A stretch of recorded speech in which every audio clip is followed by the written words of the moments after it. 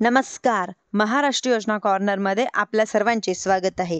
आजच्या व्हिडिओच्या माध्यमातून आपण बघणार आहोत की अतिवृष्टी पूर परिस्थितीमुळे बाधित झालेले शेतकरी आहे म्हणजेच की आता राज्य शासनाच्या विशेष पॅकेज जाहीर झालेलं आहे. त्यांच्यासाठी कोणकोणत्या बाबींसाठी नुकसान भरपाई दिली जाणार आहे हे तर निश्चित करण्यात आलेलं आहे. म्हणजेच की आता शेतकऱ्यांना दिला जाणारा जो काही बाबी आहे ती पूर्तता आहे ती करण्यासाठीचे जे निर्देश आहे ते पाठपुरावा पुढे सुरू झाला आहे. म्हणजेच की आता तालुके समाविष्ट करण्यात या ठिकाणी आलेले आहे. म्हणजेच की आता या अंतर्गत पार पाडल्या जात आहे की 253 तालुके येत आहे. सरसकट बांधित दाखवल्याप्रमाणे आता पंचनामे वगैरे शेतकऱ्यांना काही समस्या आहे ते देखील सुटत आहे. म्हणजेच की आता नुकसान कशी भरपाई दिली जाणार आहे, शेतकऱ्यांचे कसे पात्र होणार आहे हा मोठा प्रश्न होता. परंतु खरडून गेलेल्या जमिनीचे ज्यांच्यामध्ये 47,000 रुपये प्रति हेक्टर ND ॲपल करण्यासाठी मनरेगा अंतर्गत वगैरे 3-3.5 लाख रुपयापर्यंत अनुदानच्या प्रकारामधून नुकसान भरपाई काढली जाणार होती. जमिनीवरती गाळ साचला आहे किंवा गाळाचे थर साचले होते अशा जमिनीच्या दुरुस्तीसाठी 18,000 रुपये प्रति हेक्टर या प्रमाणामध्ये विहिरीचे जे काही नुकसान झालेले आहे ते विहिरीच्या नुकसानीसाठी सुद्धा प्रति विहिरीत म्हणजेच की 1,000 रुपये मिळणार आहे की 10,000 रुपये मिळणार आहे. अनुदान हे राज्य शासनाच्या माध्यमातून पॅकेजमधून घोषणा करण्यात या ठिकाणी आलेली आहे. गाळात बुजलेल्या विहिरीचे पंचनामे, खरडून गेलेल्या जमिनी व पंचनामे, गाळात काही गाळ साचलेले जमिनी व पंचनामे आहे ते बरेच वेळा शेतकरी अर्ज करत होते.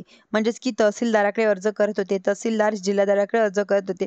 अर्ज करा शेतकऱ्यांना सांगितलं जात होतं. परंतु आता पाऊस उघडल्यानंतर सर्व जे काही महत्त्वपूर्ण बाबी आहे ते पंचनामे आहे त्यांचं जे काही आकडा आहे तो आकडा शासनाला पुरवण्यासाठीचे निर्देश देण्यात आलेले आहे.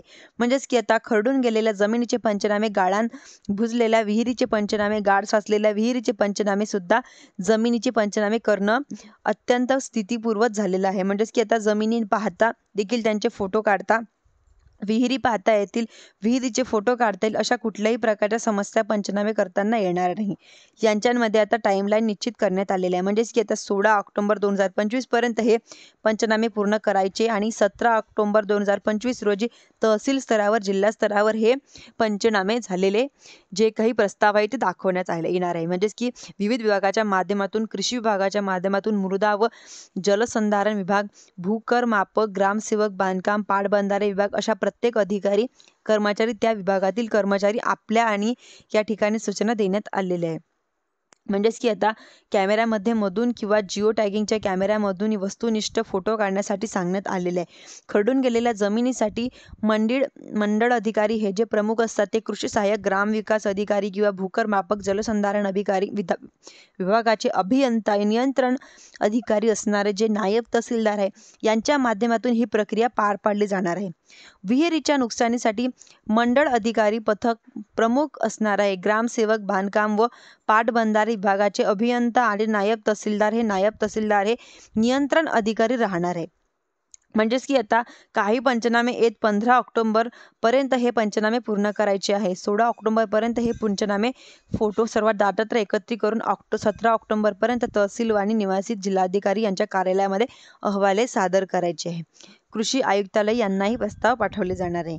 म्हणजेच की आता जमिनीवर गाळाचा थर साचलेले जे काही आपले मंडळ अधिकारी असतील तर मंडळ अधिकाऱ्याकडे संपर्क साधायचा आहे. पंचनामे झालेले नसतील तरी सुद्धा तुम्ही घाबरून जाऊ नका, कुणाला कुठं टिपण्या करत बसू नका. म्हणजेच की आता अधिकाऱ्यांच्या माध्यमातून यांची पुढची प्रक्रिया पार केली जाणार आहे.